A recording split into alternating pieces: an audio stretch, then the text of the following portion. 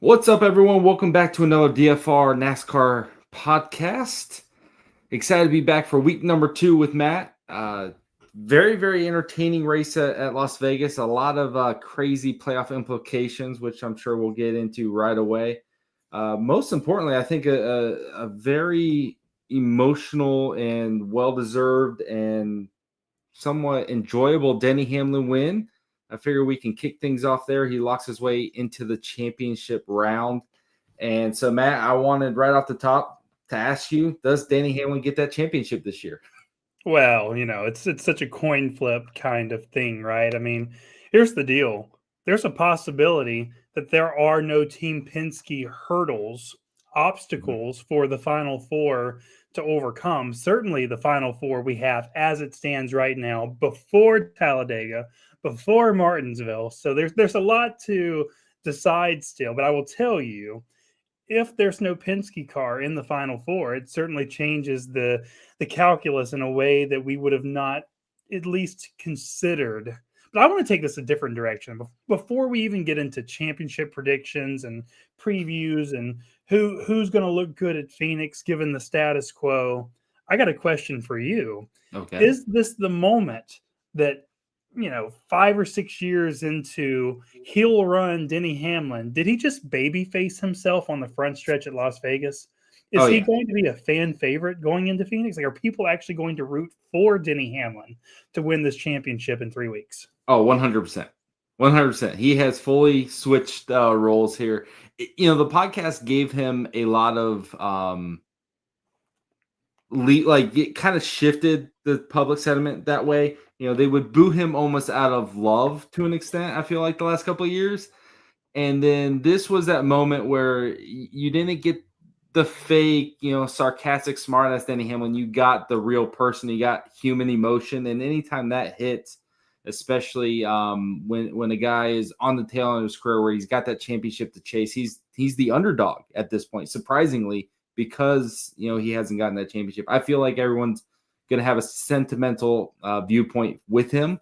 And when you look at the rest of the people kind of involved, Penske, other HMS, other JGR drivers, it's not like there's an underdog to root for. He kind of fits that mold for us. And I think they're gonna amp up this narrative with him in terms of media and Hamlin himself. And I do think he'll be the fan favorite going into the championship race. Yeah, I mean, listen, we still need to see, what the rest of the dynamic looks like, right? I mean, if Chase Elliott makes it, he's got 15 points to overcome, I guess it is. Or is he further back? 23 right now behind Briscoe. Byron's 15. Yeah. So, Briscoe, or if Elliott makes it, he's going to be the sentimental, popular favorite. Right, if Chase Briscoe makes it, I mean, everyone who doesn't like Chase Briscoe, honestly. Kyle Larson has a super rabid, enthusiastic fan base.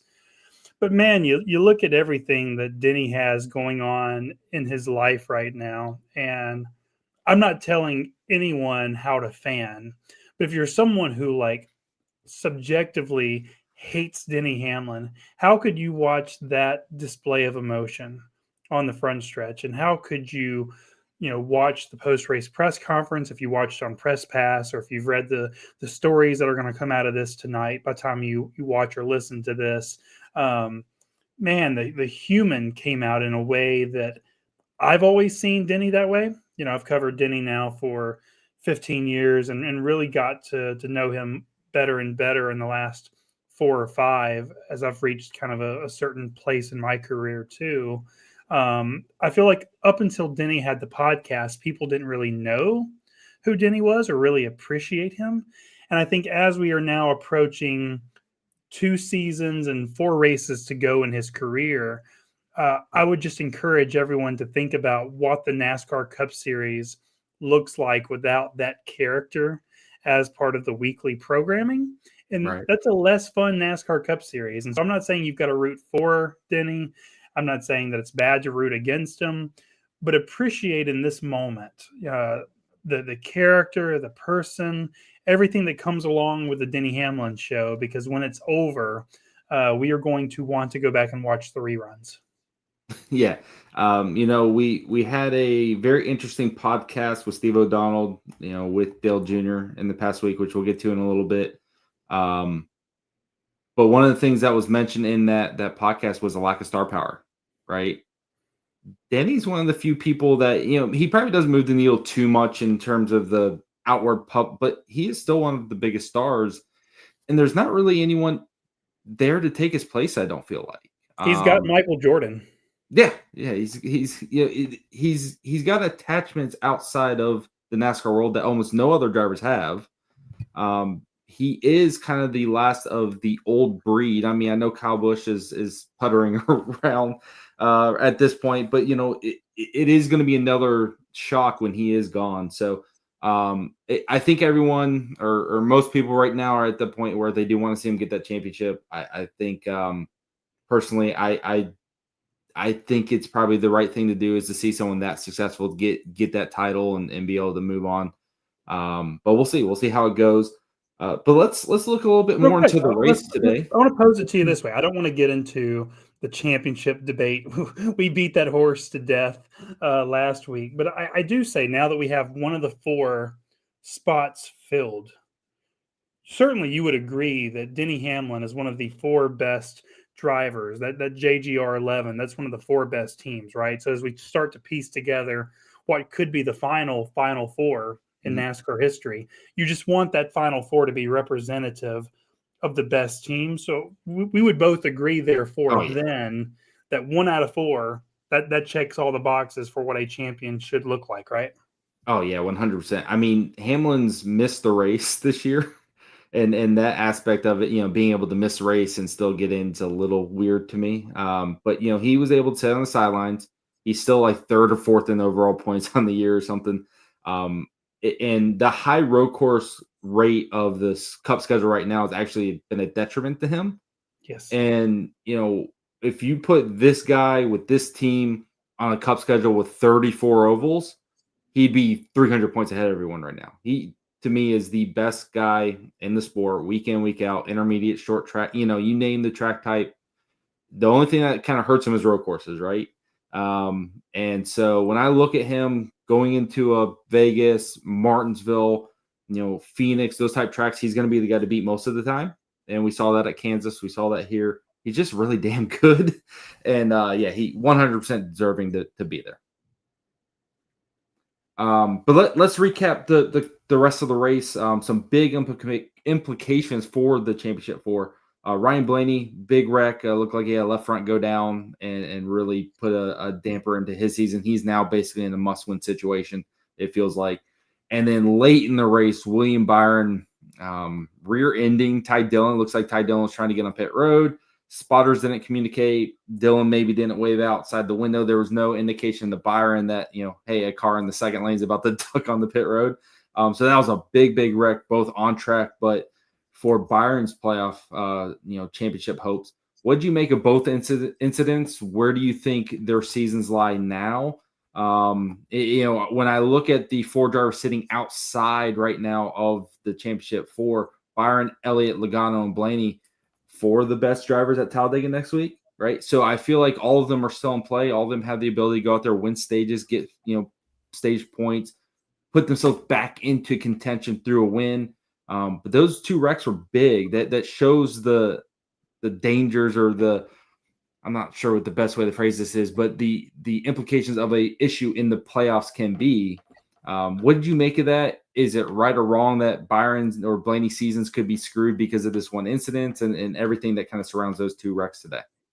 Yeah, I mean, listen, this race was the most important race of this round because, listen, we can talk about the 3 Talladega wins that I think Blaney has and the 2 Martinsville wins, and I think it's 2 and 2. I had it in my story. I just don't have my story in front of me. But multiple wins at Talladega and Martinsville. But if you were to tell anyone in the final 8 that you're going to have to win one of Talladega and or Martinsville, and that's your only pathway to Phoenix, oh boy, that is dangerous living, right? I mean, you think of all the variables that could happen, certainly at Talladega. It's weird, right? Because, like, on one hand, Talladega next gen racing has actually been relatively clean. Like we haven't had the volume of big crashes. There still have been big ones at Talladega, but I mean, we had a race that ran clean all the way through in the spring.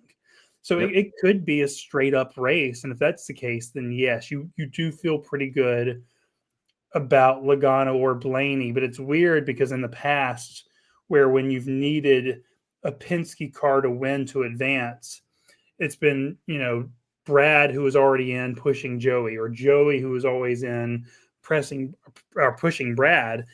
You've got both of those guys now needing to win, and so it's going to be really interesting to see how Josh and Austin are used to help those guys out. And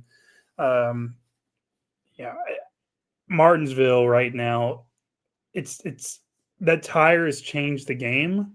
So it's more of a straightforward race, and it's not like the Xfinity race where there's just dive bomb city. But gosh, we've had the wall ride, and we had what happened last year with the team orders, and it's chaotic in a different way. So it's not a good position to be in for any of these guys. I mean, with Blaney, it was a tough racing deal. I don't know if they ran over something or if they blistered something. I don't know. And Byron's situation, I have no idea what to make of that. I mean, on one hand, I haven't talked to Joe. I don't know what Joe is doing upstairs, talking to Brandon or to the 5 team, who everyone, right? Like, hey, we're about to pit. I don't know what his process is, but to me, hearing Ty say, I really didn't wave, that should have been a spotter thing. That's pretty ludicrous. I mean, listen, with all due respect to Ty is way more accomplished in racing than I am. But I've been around this game long enough to know we all look for this. And that's a pretty universal language, and that supersedes spotters. And I think that if Ty could go back and do that one again, especially knowing the championship implications, he would play that way differently. And I hate to see it, but it's part of small sample size racing. And I will say this about Byron too. He won the first stage, finished third in the second stage. So that's 18 points. Mm-hmm. He got to bank, and that's why he's only 15 points out. So it's not the day ender that it was for Blaney, given that it happened 9 laps short of the first stage break. And even Joey, right? Like Joey, this goes to show you how tough this round of 8 is. Joey was already at the bottom of the 8 guys because he hadn't had the playoff point success that all the others had. But he ran top 10 practically all race. Right. But when you're running 10th in one stage and 8th in the other stage, and everyone else is running 6th, 4th, 3rd, 2nd, 1st, he made no ground. He is exactly right now where he started. And the only difference is that Blaney's far off worse. And so it just goes back to what I said, right? Like being told that you have to go win Talladega and Martinsville, that is not a good place for anyone to be in. And so, oh boy, the dramatics of this round of 8. Yeah, dramatics are one way to put it for sure. Just to touch on the Talladega aspect, because I wanted to look it up. So the last 4 Talladega races have each had 2 natural cautions and have not seen more than 10 DNFs in any of those 4 races. There you go. So when you're looking for races that are going to have 15, 20 DNFs, huge pileups, it just hasn't happened. 4 races is a decent sample size. Knock on wood, you've jinxed it now. We are going to have a 28-car pileup. And listen, I'm still just trying to get Logano into the championship race. That it was going to be clean and green. It probably will. So, late race carnage there at the end after the Ty Dillon, William Byron incident. We had yet another late restart that resulted in a big wreck, took out a bunch of cars. It seems like it never fails in any of these races these days where these guys just decide to wad up a bunch of cars. Any take on that? Guys just pushing it and just something we deal with, or yeah, at some point we had the mixed tire strategy too, right? And so I think that when you start off on 2 tires, the grip level is not quite the same. I don't know if that was part of it. Cars that were not quite as good all day probably weren't launching as well either. I think that was just a racing thing. I think that obviously Bell was really close to being in that. We haven't talked about Chase Elliott yet, but Chase did catch a little of that on the left rear. That wasn't a factor in his day. Obviously, the pit penalty was, and Yep. really, we talk about the crashes, but I think the story or the takeaway to take out of this race is that it requires literal perfection from Yep. the driver, from the pit crew, um, spotter driver communication. Because if you lose your track position, it doesn't matter how good your car is, because it is just impossible to get it back. I mean, Chase Briscoe looked so good in the early stages of the race. He was able to get the jump on Denny. Denny didn't launch really well, couldn't get it in fifth gear at the start of the race. And he had his little hiccup on pit road too. And I remember I was listening to their radio, and James Small came over and said, how's the car? And Chase said, incredible. One of the best cars I've ever had in my life. I just can't get past the air blocking, the aero blocking, the dirty air. And it was a good day for Chase, but we could be talking a very different story, right? If they weren't put into a position to have to take the two-tire strategy, if they were able to maintain their track position and not have to play that game. And so you look at Chase too, and everyone, you have to be so perfect to not find yourself a lap down or outside of the top five, because it completely changes the dynamic of your race. Yeah, absolutely. I mean, that was the one thing that I was really noticing in this particular one is, our top 7 guys in this race were all within a tenth of each other. I mean, the entire race, and track position mattered, execution on pit road mattered. Like, it was a battle, and you never saw anyone really pull away. Maybe a second or two, but that would usually kind of fall back, a little bit as well. I felt like it was really, really competitive across the entire playoff field, aside from Logano and Blaney, who were just a step off. But HMS and JGR really ramped up and showed that they are the top 2 entities for sure. I thought it was an entertaining race, but there was that element of aero blocking, difficult to pass the leader. It seemed like Briscoe had a stint out front, Larson had a stint, Byron had a stint, Hamlin. I don't really want to beat a dead horse on the aero blocking thing. I don't really want to get too much into it. But I do think what we're looking at is the cream rising to the top, and very, very decent playoff race that resulted in probably a deserving winner. But talk to me, we talked about Hamlin winning and kind of the Real playoff. fast, I want to touch base on that actually. Listen, this car is imperfect.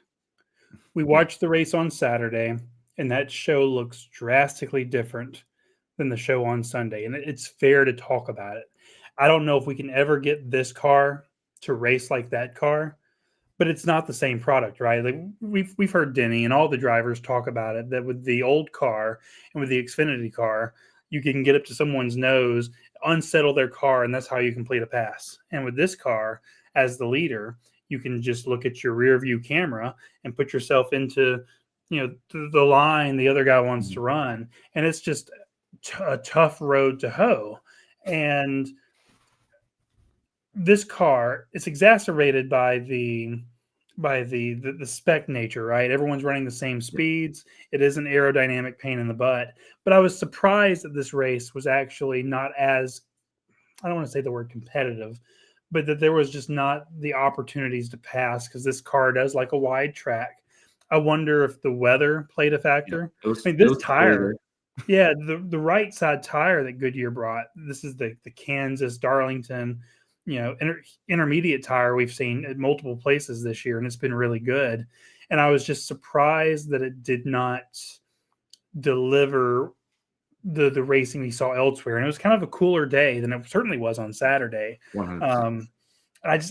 I'm a little bummed that we did not get the best version of Vegas, because I had higher expectations from a racing product standpoint than what I got. Sure. If that's fair.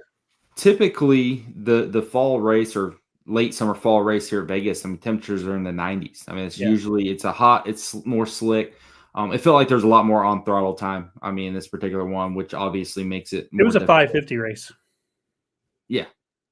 So my question is, and I was going to get to it in a second when we talk about the the Steve Phelps or not the Steve O'Donnell stuff that was talked about with the horsepower changes for next year. But we'll go ahead and kind of get into it.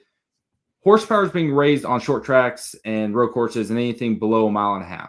When I look at this particular race, I see a race that probably could have benefited from more horsepower to create more off throttle time, to probably create a little bit more differentiation in speed. What do you think of that? It feels like a half measure almost by only doing it half the tracks. What do you make of that? Do you think it would have improved this race if we had more horsepower, for instance? And then do we need it at all tracks, or is this the right step with next year going to about half the races with 750 horsepower? Yeah, I mean, remember, this is not uncharted territory in the standpoint that from 2019 to 2021, we ran the same dynamic, right? We had the Right. 550 package on intermediate tracks and 750 spacer on the short tracks and road courses with various aerodynamic ideas. Um, I'll put it this way. I mean, I'm generally pro horsepower because I grew up with a lot of horsepower, and some of my favorite racing was big power, and I love sprint cars, and that's just monster Mhm. horsepower. But I'll say this: every now and then, I like to give myself a little bit of perspective and nuance. I'll go back and I'll watch a race from the 90s, right? Everyone talks about the heyday of the 90s and how great that racing product was. And the power they were making then is in that same target range, right? This 600 to 750, depending on what era racing you're watching. And I think we probably make too much of a conversation about horsepower. And as it pertains to this car, and this is so many years down the road, one thing at a time to try. But these wide ass, tour type modified tires that make a ton of mechanical grip, the sealed underbody, for short tracks, the transaxle and the shifting and the lack of a drop gear and all the things that comes with that. I mean, there's just a lot of things to tackle. I don't think the horsepower is going to make a huge difference on short tracks and road courses next year. I And agree. Larson had an availability this week where there was apparently a test down in South Carolina where NASCAR asked him afterwards, "Hey, what did you think of the new horsepower?" And he wasn't told that that's what they did. They stuck the 750. He's like, "There was more horsepower." They're like, "Yeah, what did you think?" Like, I couldn't tell. And so he told everyone to temper your expectations, and I think that's fair. But I will say, I think that if you marginally increase the horsepower, and there's a Goodyear tire test at Bristol, which is unrelated, but then there is a test in December, which is related to the horsepower, Mhm. at Wilkesboro, where they're also going to try a bunch of different aerodynamic things. Yep. They could take off parts of the underbody, make it partially sealed. Maybe they get rid of the rear diffuser. Maybe they get rid of um, less. I don't know. I don't know if you could have less spoiler, but maybe you could. I mean, people sometimes think that it's just big power, small blade, and it's about the overall balance of a car, right? I mean, if you're taking some of the underbody downforce off, you probably have to compensate from a balance standpoint to the overbody, and whether that's spoiler, whatever. I'm not that smart. I'm smart enough that I know a lot of smart people, but they're going to try a lot of stuff. And I'm actually really excited to see that if getting to 750 combined with Goodyear's continued improvements, plus what NASCAR is now willing to do to try to change some things. Dale Jr. talked about it on the download. We need to simplify this car on short Mhm. tracks. We need to strip it down. And I get the impression they are going to try to Yeah. target areas where they can strip the car down, and that excites me at least for a positive direction. Maybe not the final solution, but just be directionally positive. Yeah, for sure. I had a note down here that I wanted to talk about, and I don't know if this is me trying to stir up stuff, but should NASCAR be getting more credit for their willingness to try things currently? I mean, it feels like so. I grew up. in NASCAR, and they didn't change a damn thing. And it got to Yeah. the point as publicly traded companies that they moved every single race to their racetracks. They made sure their lights were always on with racing on their facilities. They didn't care what the teams did, And then over the last 4 or 5 years since they've gone private again as companies, and they've been really willing to make a lot of changes, I feel like, especially to the schedule, most importantly.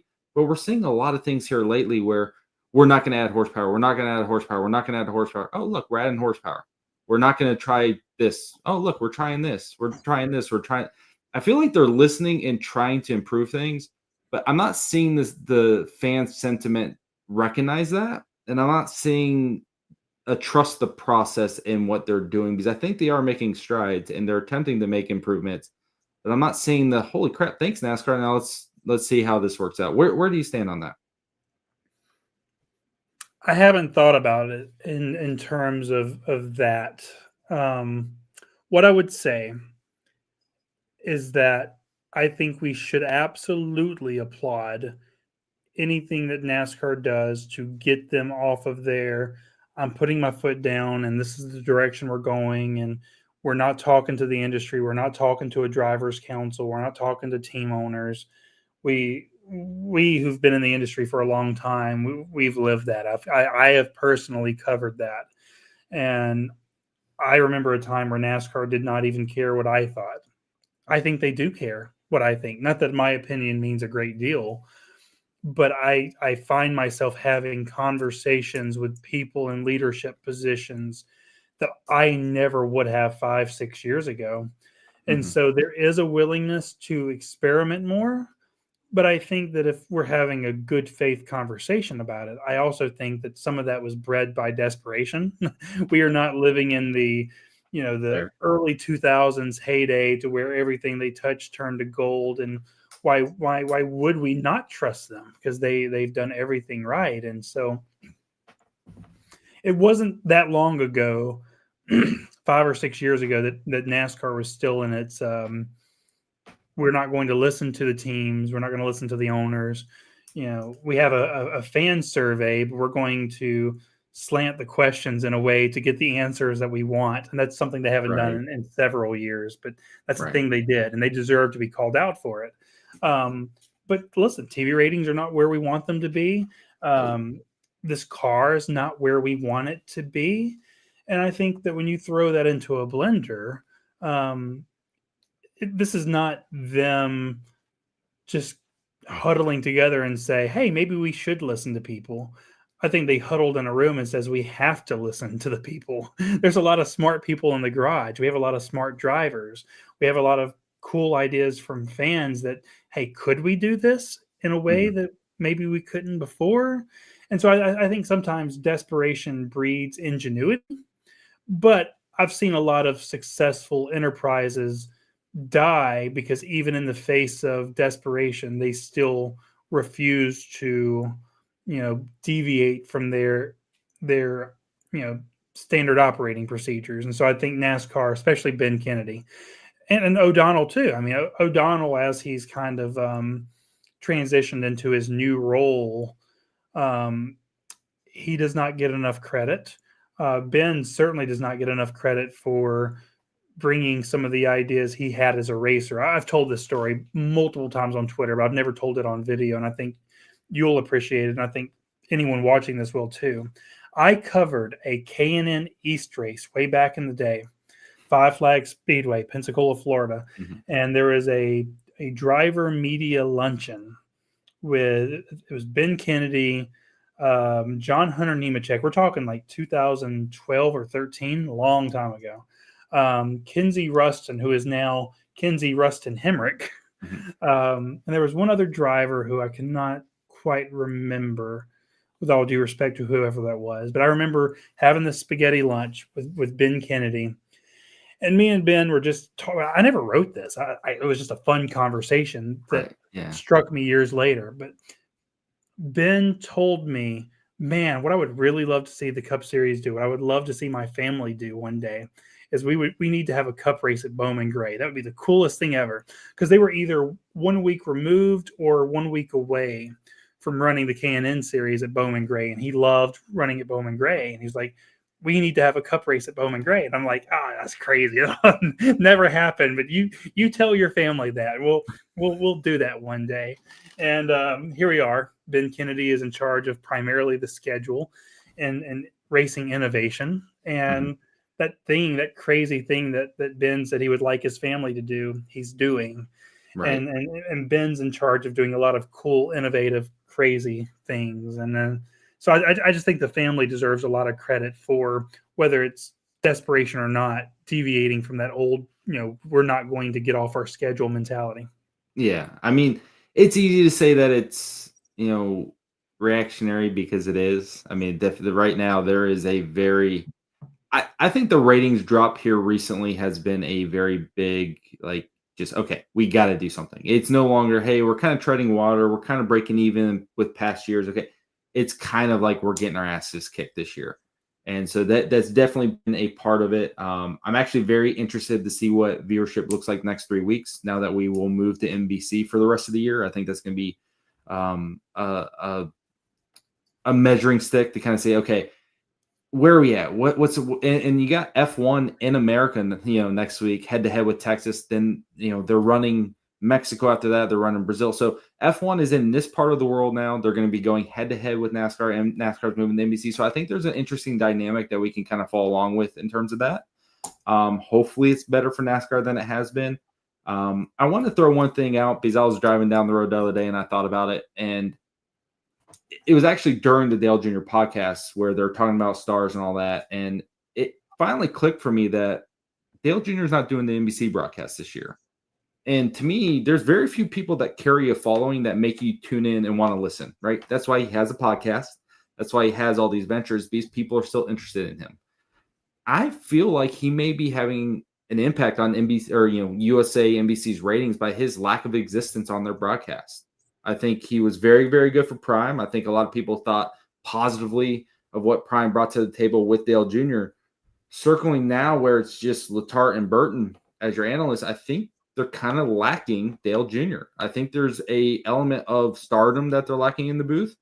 And I think Dale Jr. is probably the best commentator we have in the industry. Shockingly, because of the stories he delivers and the way he delivers it, and he has a feel for it that I'd never expected him to have, but he is the most captivating voice, I feel like, in NASCAR. And I think that's actually been a negative aspect to the ratings just for USA and NBC. To your point, just on the star power of Dale Jr. alone, Kevin Harvick too, the Cars Tour race at North Wilkesboro this year aired on FS1 and drew 260,000 viewers for a late model stock race. That's in Truck Series races. Yeah. So I just think that I think there's some merit there, and he's one of our best storytellers, one of our biggest personalities. I don't know that it consistently will move the needle. And I will say I'm curious to see what the ratings are for today's race, because started the race much later. They did miss a little bit of a window where the 4:00 games had ended, the NFL games had ended, and we hadn't quite gotten to football night in America and Sunday night football. And maybe if that proves to be successful, gosh, I hate doing Sunday night races for a lot of reasons, but if it works for the industry, and if it's what we have to do, if we can find a way to get a big chunk of our racing to not go head to head, maybe that's the answer. And so a lot to unpack there, right? Yeah, I like that it started, 5:30 was the announced time or whatever within the TV window, and they're green flag at 5:35. I like that aspect, not 20 minutes of pre-race. But I will say I had a buddy he's a Lions fan, so in fairness, he was always going to switch over to Sunday Night Football. But that game did kick off with about 20 to go. And those are the moments where it's Kansas City versus Lions. That's a high-profile game. Do we lose our viewership at the end? Are the people not seeing the conclusion to the race because of that? So I agree. It would be nice if you can kind of get in a window where you see all of it. But if it goes too long, that Sunday night football game is going to You're cannibalize. getting into really dangerous territory because I think this leads into, do we need to have shorter races on Sunday Yes. to fit within that window? And no, I'm not on that train. Get me off. I'm not going there. I'm not taking that destination. That's not the answer. We don't need less. We have less of everything. Less practice, less race weekend days. No more less. Less is not more. Less is less. I would argue that we don't necessarily need less laps, but we have to be more efficient. 2 hours of under caution at Bristol was nonsense. You I can't don't have. know. That's a short track race. I'm bored as shit with two. You're a 4-hour race with half of that under caution. No, people are tuning out. Let In me give you 2025, people are tuning out. the contrary, though, is we've had Bristol night races where there was not a lot of action. It was very procedural. It was a conveyor belt. Mm-hmm. And I would just, I mean, people said, hey, I was bored as shit and I tuned out. And so, listen, is there a middle ground somewhere? Yeah, but I'd rather the race have too much action, and But does every cautions are caution a have to part be of that. 15 minutes long? I will say that last, or that caution for the big crash on the front stretch, That I was don't know forever. what took forever on that one. Yeah. That got us from like 27 laps to 15, and I don't understand why. And so that might be some hauler talk or Tuesday Sirius XM check-in with Brad Moran material to dig into. Yeah. I want us to. I feel like if you can save in areas like a stage caution, I know it's wonderful for commercial breaks, but dude, like it's 15, 20 minutes to get through a stage break. And I'm just like, man, if you're more efficient and you get us to action, you get it, or offer us something more than just a 10-second pit stop in that 15-minute window. I feel like that keeps people more invested, but it also keeps you from bumping into certain TV windows because you are getting beat up by football. But it's probably irrelevant. No, I think this is a good conversation, and I want to run one more by you. Okay. Why did we end up with stage breaks and stage racing? We got to a place with the previous generation car where the drivers were too good, the equipment was too ironclad, Mm-hmm. and there was not enough natural action. And so NASCAR's idea was multifaceted. We're going to manufacture more restarts, and we're going to do it. We're going to make legitimized debris cautions. So at least then we're not looking for the debris. We had that one famous clip of the guy getting out of the safety truck and picking up nothing and getting back in the truck. We've all seen it. We all know the one. We all know what they were doing there. But I think with this car and how close everyone is and the restarts we do have, it's a multifaceted thing to where I don't know that we need to manufacture the cautions. I don't think that our fan base wants it. And I think the competition right now and the way that people race and drive is so cutthroat that, and this car is so twitchy. The steering box on these cars are so twitchy that there might be enough natural cautions to no longer warrant the stage breaks. So maybe we continue to pay out stage points because I think that's valuable. I like that we reward people for running good all the way through the race, just in case something happens, like what happened to William today, that saved his race. And it reflected the overall performance of his day. But maybe we don't need stage cautions anymore, given this car. I have always been anti-stage cautions. Personally, I was super excited when they got rid of them for the road courses, but they backpedaled from that very quickly. And they should. That was not good. It was not good. And so, man, By the way, I gotta say this. I think stage cautions have ruined short track racing because think about it at a place like Martinsville. You can chop that race into pieces, right? And in the past, when you have that long green flag run at Martinsville, you get to a point to where you go past what would be the first stage. You don't want to pit under green at Martinsville. Everyone's tire, especially now, you're just hanging on a tire that is just dying a death. And at that point, you're going to see people start to slow down. You're going to start running into the back of people. and you're going to get that natural action without the manufactured Right. caution. And so I just think that it's really hurt. They tried it for road courses. I thought they should have tried that experiment for short tracks. You're right. When you look at Richmond, they always run the first stage at 70 laps. I don't really know why, but the team split that right down the middle. Yep. When you go to Darlington, lap 35, every single driver's coming on lap 35, except for Hamlin, who runs 5 laps longer or something. But for the most part, to a T, lap 35, lap 36, the entire field comes in. They're splitting it right down the middle. It actually eliminates strategy at these tracks, especially where tire wear can open up the most strategy. It can give you the most variation. Yeah, it may take 35 laps to get there, but once it does, who can go long? Who runs short? Hamlin stays out 15 laps longer. He's marching them down on the back end, right? You can follow that throughout the race. That was something that I enjoyed from the Roval. And I got to just comment on that. So I have a DFS company, right? Daily Fan Racing. That's what I do. I pay attention to every driver. So I need to know, okay, this guy's running 20th. I'm looking at him as a top 10 guy to win a bunch of money or to verify or validate what I said in my articles. So I'm paying attention to his lap times, when he's pinning, when he's not. I'm watching the entire field, not just first place, not just SVG versus Larson. And so when I was watching the Roval, I was paying attention to the guys in the midfield, paying attention to the guys running long. And that tire wear was significant enough that we were seeing multiple pit stops within a stage. And that was the excitement for me. That's why I enjoyed it.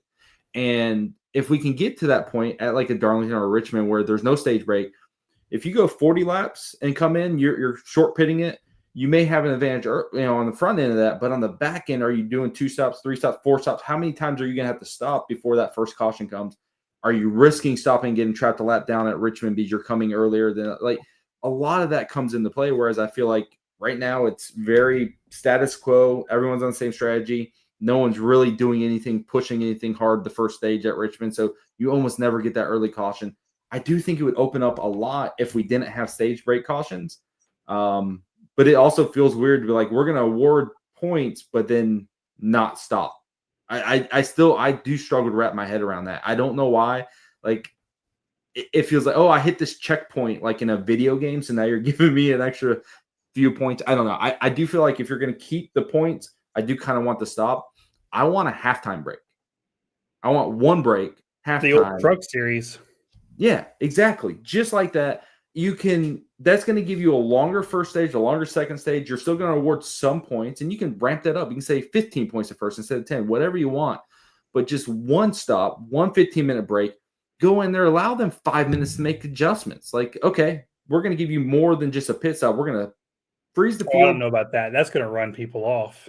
You think so? Okay. We live in this ADD society to where if you tell someone, the break is 15 minutes now. What's the difference? We're just lying to them now? Well, so there is pit stops, right? So it's 15 minutes from green flag action to green flag action. A break implies these are not live stops, I guess. I don't know. I can be talked out of it. Yeah, I think the overarching thing that we've learned here is that we need to be. Well, here's the thing. I'm a baseball guy, right? They've cut so much time off these games by putting a pitch clock and what are some of the other rules they've had? Fewer TV breaks, whatever. They're trying to just condense the games more, and they've done a job of it. Yeah, and so I think there's probably an argument to be made that we need to condense our shows a little bit too. And I don't think we'll see it though. I don't think we'll see it because of and you'll probably know this as a wrestling fan. WWE was on USA Network with Raw, and they went to 3 hours because USA wanted to fill a 3-hour block. Everyone knows wrestling's better in a 2-hour window, but when the TV company's like, our better ratings going to come from this, we want to fill it with as much as we can. The TV companies, USA, is not going to want you to trim the amount of people watching USA, even if it's only 1.5 million people. Go see what the Chrisley reruns are doing. It's not that. So 1.5 million is still the best thing that USA Network's going to have pretty much all year, unless it's another sporting event. So they're going to want to keep NASCAR on there. They're not going to want shorter races. They're going to want a 3.5 hour window filled up with 1.5 to 2 million people, regardless of whether we're talking about 15 minutes. So it's not Yeah, like this is a drastic thing.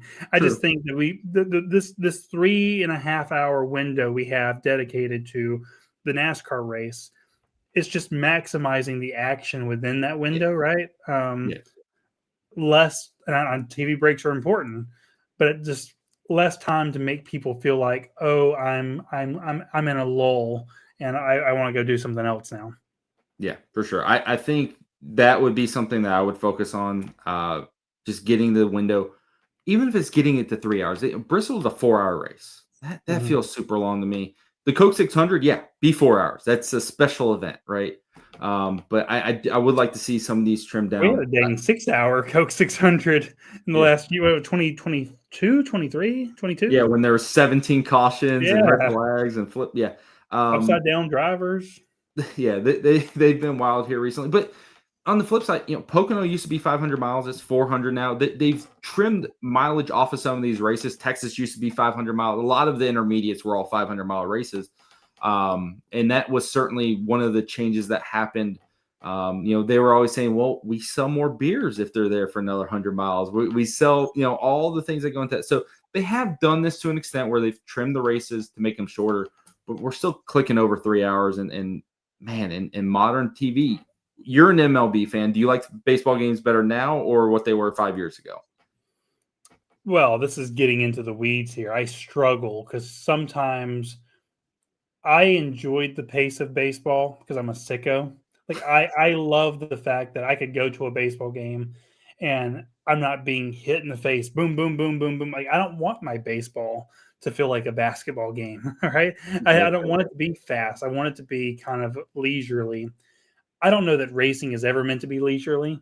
And sometimes I wrestle with the fact that when it comes to motorsports and racing, I I'm a hardcore, but I also try to wrestle with not everyone loves it the way that I love it too. So what do they want? What are the things that they care about?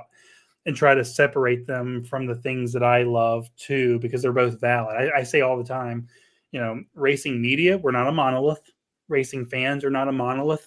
And I think trying to apply the same standards to this is what the media wants, this is what fans want. That's crazy. Because when you talk about the media, that's 20 different people. You talk about fans, that's 20 million different people. They're not the same. Yeah, And I think this is where I give NASCAR a lot of patience and regard, trying to figure out how to serve all those different masters and having these conversations is hard. It's tough. for sure. Absolutely. One thing that we didn't talk about with the Vegas weekend that I wanted to, Xfinity race was fantastic. I felt like really good battle for the win. Zilich, he's at a point where he is full confidence, full send. It's kind of fun to watch. Like he's giving me really, really good vibes. I hope he doesn't lose that edge next year in the Cup Series. I hope he can jump right in and maintain that confidence because he was sending it. It was four-wheel drift, just kind of going all out with a loose race car. Doesn't get the win, but I thought that show was really, really entertaining. There was passing at the front. But the more entertaining thing for me is the Love versus Sanchez budding rivalry. I love, they are obviously affiliated teams there in Welcome, not too far from me. You would think they're in meetings together. They communicate more than most drivers that are on the track together.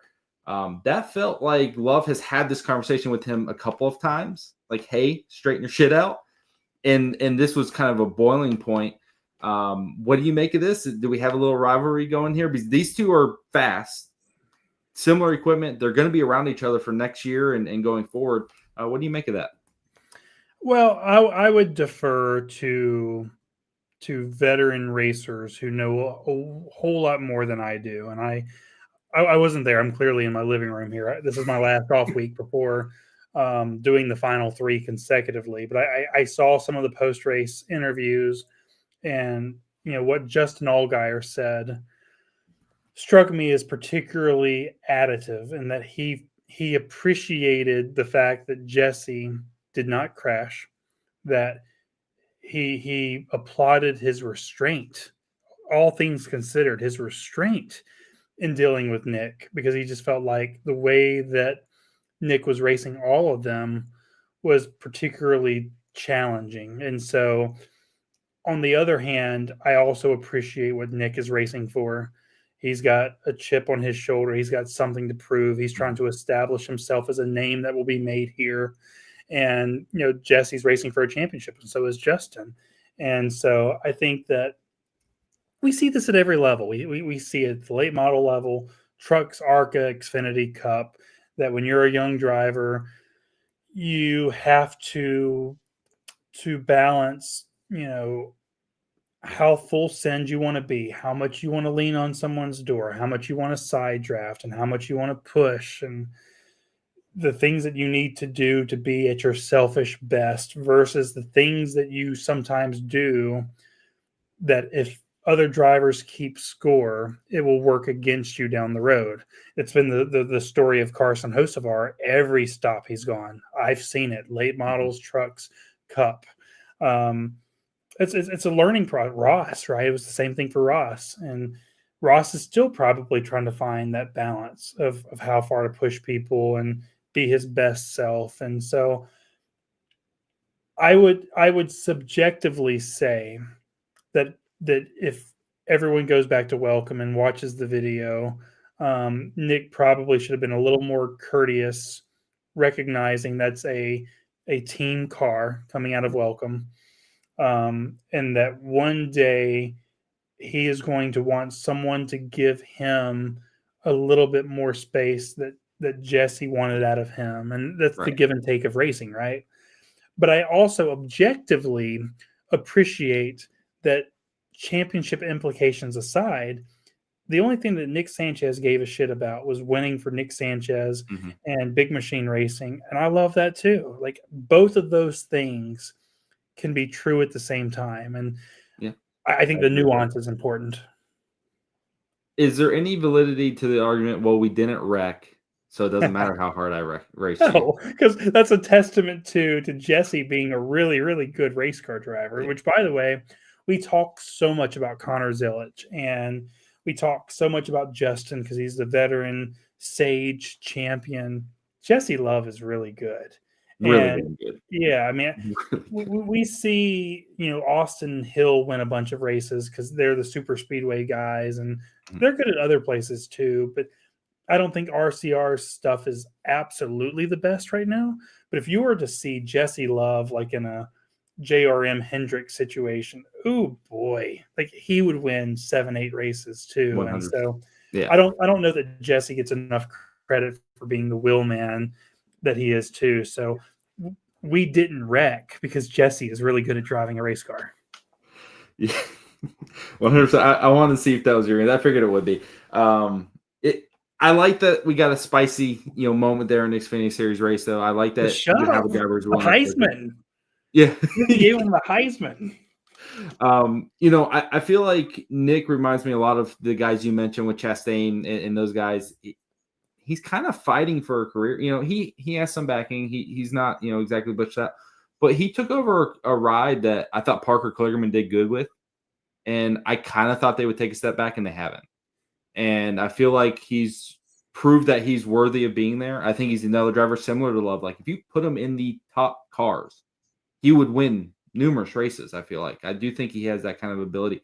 But given the situation he's in, he kind of has to take these moments by the balls and send it and force it to go get those top fives to potentially steal a win. And he nearly did. He got right up there with Almirola and nearly made a play for second and could have potentially stolen it. And I kind of respect it. I've always liked that. Here's the thing, though.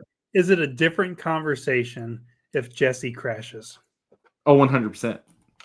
100%. And that's the process is the same, but how we analyze it is shaped by the result, not the process. Yeah. But it was nice to get something spicy. I don't really have a whole lot more here to talk about. I don't know if you have anything. Harrison Burton announced he's leaving AM Racing. That kind of surprised me to a degree, but you never know with these Xfinity teams, guys kind of maneuvering, hopefully, to get back to Cup potentially with Harrison Burton.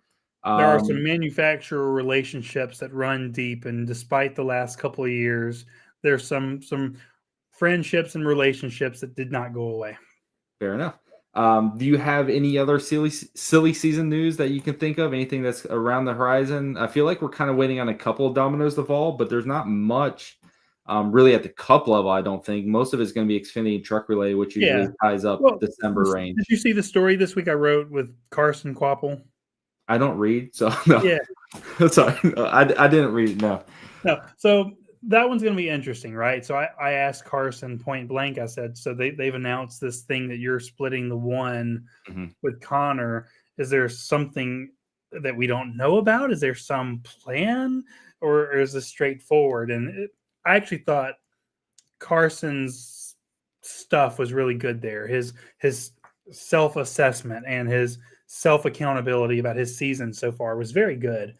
But basically, the thing that I found interesting is that this is exactly what it looks like. I don't bring a single dollar to Mhm. JRM, and I'm super grateful to even have whatever number of races I have in the one next year.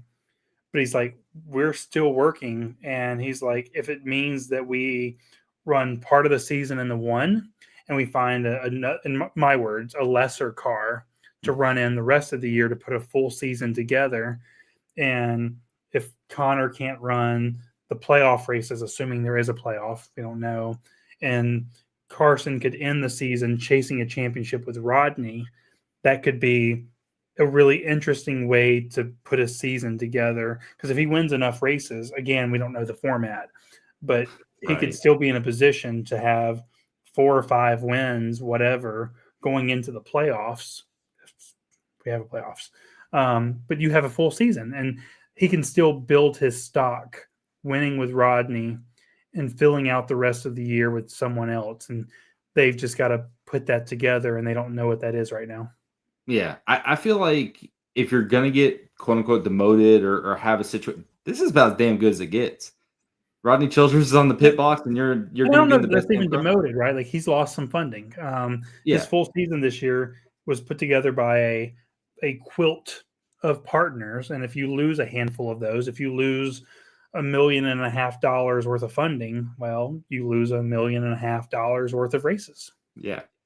I just feel like it's a good opportunity for him to, hey, okay, I might not get but 25 races in this car, but I got 25 races with the most capable crew chief situation I'm ever gonna have. I A mean, Hall of Famer. this is as good as it gets for a driver, and he's going to be able to learn a lot. And you know that car's going to be bad fast. Like it is going to be as good as it gets. So I think it's a great situation. You know, a lesser car. There's a lot of if he goes and gets a win, and he just needs to check the box. We saw that with Caden Honeycutt at Watkins Glen. Get into the playoffs. Get in your situation. Do what you got to do. If he's running all the playoff races with, assuming there's playoffs, like you said, with Rodney Childers, he's going to be a championship contender just because of Yep. how fast that car is going to be. So it's going to be a make or break year for him probably. But you can't ask for a better situation. I think we saw that with like Sheldon Creed when he went back to the Xfinity Series. It feels like, oh man, you're going backwards. But then he gets to go win a championship and say, hey, look, I'm better in this level. I know I deserve to be in the next one. Sometimes not being in the situation that people perceive as better is actually better for you long term and can result in wins, result in championships. And when I saw it as a part time, I was like, huh, that's interesting. But then I saw Rodney Childers attached. And I was like, well, he's going to have a lot of opportunities to win.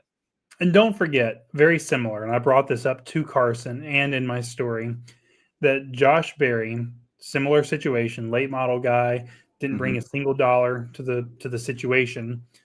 Dale and Kelly and LW could only piece together a partial season to start the year. And he won at Martinsville, but he still only had half the year.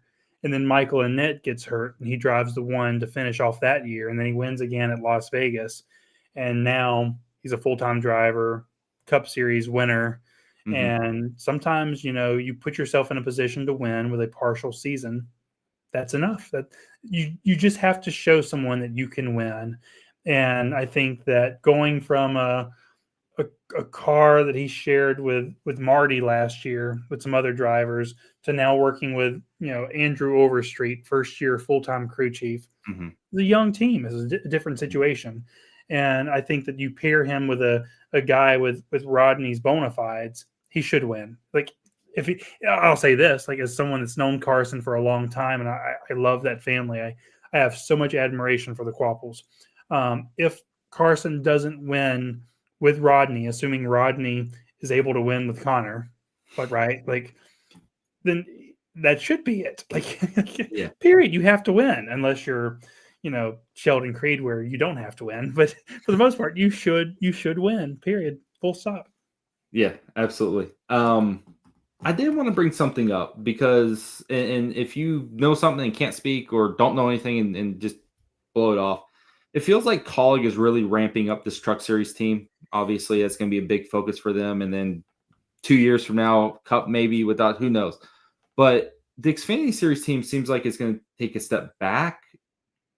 I don't even know if they have a single driver announced for those cars. Are those cars going to exist? Do you know anything about Colleague Xfinity program? If they do happen to take a step back or go away, I'm looking at Xfinity field that feels pretty thin. Yeah. Where are I they don't think going to that's a get? concern. I don't think that's a Okay. concern at all. I mean, one, I know there's a lot of conversations taking place, and there's money to be spent in certain areas. Um, Chris Rice has told me repeatedly that they expect that program to look very similar, not in terms of drivers or people, but just in terms of scope. Like Mhm. it is their bread and butter, and they don't expect that to change. Okay. This is how I would answer that question, though. The Truck Series program, even though it's going to say Colleague Racing, you almost have to look at it like a completely different organization until it comes time for Dodge to come in, because that is Right. that's what's happening. Mhm. Dodge is going to be a Cup Series and an Xfinity Series program, but until that happens, you have to look at it's going to have Colleague Trucks as the name, but in all reality, that is the Ram factory team, and they're just Yeah. using Oh, the Colleague 100%. shop, and they're building out that relationship. But this is Kevin Kidd's program. Chris Rice is going to be a part of it, kind of on the periphery, but they've hired Kevin Kidd to manage this program, and all of this to say that I don't think one bleeds into the other. It's just a completely separate deal. Fair enough. And one thing that always, I can't remember a time where we've had a split like this, but as a fan of multiple motorsports, we see Roger Penske with 6 different manufacturers tied to him in 6 different Yeah. racing series. Obviously, he's a 4 team in NASCAR, but he's a Chevy team in Indy. He's got Porsches, running in the endurance stuff. So I feel like coexisting is plenty capable. I'm interested to see how that dynamic works within the NASCAR bubble. Because sometimes we look at everything's NASCAR, it's a bubble, but they are separate series, they are separate entities.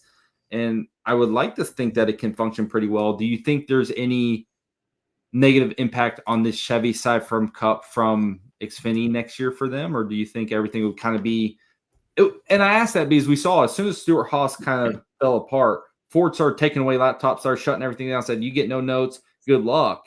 Chevy Um, is ruthless, man. and Chevy's The- ruthless. Chevy is the most ruthless when it comes to that, and which is why it surprises me that they found some way, at least on paper, going in to make this work. Because, like, I'll put it this way: when GMS Racing announced they were shutting down and Legacy was going to swap from Chevrolet to Toyota, that announcement was made in May, and like I immediately got messages and had conversations with like Infinger, and at the time Gregson was there, and everyone was like, "Yeah, I went to the Chevy Performance Center and swiped my card, and it didn't work." Like the announcement had just been made like 10 minutes ago, Yeah. and they were just going about their normal day, going to go work out or going to go sim, and immediately shut them off. And in ways that I don't think Ford and Toyota is quite as immediately ruthless or protective or whatever word you want to use. But I also know this, that it's super important to Ford, Chevrolet, and Toyota to have more manufacturers here, especially at the highest level. Mhm.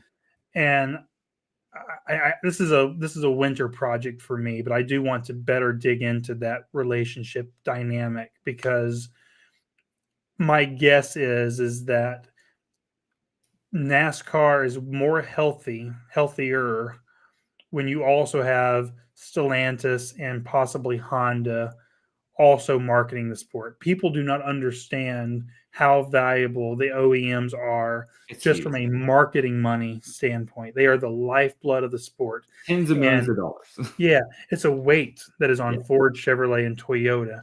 And if you're able to get Stellantis in, and you're able to get Honda in, and you've got, you know, 4 more shoulders lifting up that marketing burden, Mm-hmm. I think the current 3 are totally in favor of it. And I can't help but imagine that Chevrolet wants to. We're going to compete someday, but in this very unique situation, if we can help you get settled and join us at the highest level, this is fine. Just don't be like Bill Davis Racing. And Chris Rice understands that very well because he was there when there started to be some proprietary information that shifted over from Dodge and General Motors, and it turned out very ugly, and it really shut the team down. And Chris Rice was there, and so he understands He what that knows looked like. this transition needs to go well. Yes. Piggybacking on that with Stuart Haas, or not Stuart, Haas factory team going to Chevy next year, realigning with HMS. What's the Ford Xfinity program look like? I mean, Yeah, no, I wrote that story actually a couple of weeks ago. I wrote it from multiple standpoints, right? Like what's in this for Haas factory team, and I think it's still to be decided, right? Like the thing that's most interesting to me is that I asked this of Joe Custer. I said, so what does this mean for the factory program? Because they're building cars for AM Racing and for Sieg Racing and who else off the top of my head? I don't know. They have all these relationships, right? And so I asked Joe. I said, "Are all of your partners coming with you?" And he's like, "We have no signed agreements yet. We would like our pre-existing relationships to come over and be at Chevrolet." He's like, "I also understand that some of them have had great relationships with Ford, and maybe they're going to want to do something else." And so it's going to be really interesting to me to see what AM Racing does and what Sieg Racing does and what Ford does to make up for the lack of that partner car builder that Haas factory team was, and it changes the entire dynamic because that they have this one cup car, but their entire bread and butter business was the car production for the Xfinity right. series. Yeah, for sure. All right. Well, I think that pretty much wraps it up for us today. I don't know if you have anything else to talk about. Ty Majeski won another big late model race. Is there anything on the short track side of things? A fan was so bored with Ty Majeski running away from this race over the final 200 laps of the Winchester 400 that a fan in the stands threw out like a case of beer onto the racetrack and was escorted off the property, and they had to throw the caution with 15 to go. And then Ty goes out and wins anyway. And but man, can you imagine? Fan throws beer on track, cost Ty Majeski one of the super late model majors. What a story that would have been. But in true, Ty Majeski fashion, he just went out and won anyway. Yeah. I often joke when, any of our daily fan racing people are at the track and we need a caution or we need someone to have an issue. I always say, hey, go throw something at their car. Make something happen for us. That guy actually did it. He actually did it. I hope he never goes to a racetrack again. Does not deserve it. We say that jokingly. Don't climb fences. Don't throw stuff on the track. It's very, very simple. Matt, appreciate it yet again. Tell us where to catch all your stuff. You mentioned that you wrote articles about the Quapple situation. You talked about the Ford situation. Where can they read all that stuff? What you got going on? Yeah, I mean, this is the best time for me to talk about this because it's gotten way simpler from where I was earlier in the summer. It's motorsport.com and short track scene. And gosh, there was a point in my career where I had like 5 or 6 different freelance assignments and I was all over the place. The math has gotten really easy. The math of where to find my stuff is as simple as the math for the final 8 to reach the final 4. Not very complicated. All right, perfect. You can catch my stuff at dailyfanracing.com. Follow us on Twitter. Matt, I don't know your Twitter name on there. Matt Weaver RA, and people will be like, "You're not at Racing America anymore." And I'm like, "What are you talking about?" RA stands for Racing Aficionado. Nice. It's kind of like CM Punk with the CM meaning chick magnet. Yeah. That's exactly the gimmick. That is exactly the gimmick. Got it. I'll have to come up with something with that. I still use my RA, really authentic. Yeah. I'm Larkin8 on Twitter. I'm Larkin8 everywhere. The 8 was my high school soccer number. It's not fancy. One day I'll get away from it, but once you start with that, you never get away from it. But appreciate everyone who made it this far, checked out the show. Thank you guys. Radical author. We'll catch you next week, and thanks for checking out the show. Thanks, Matt.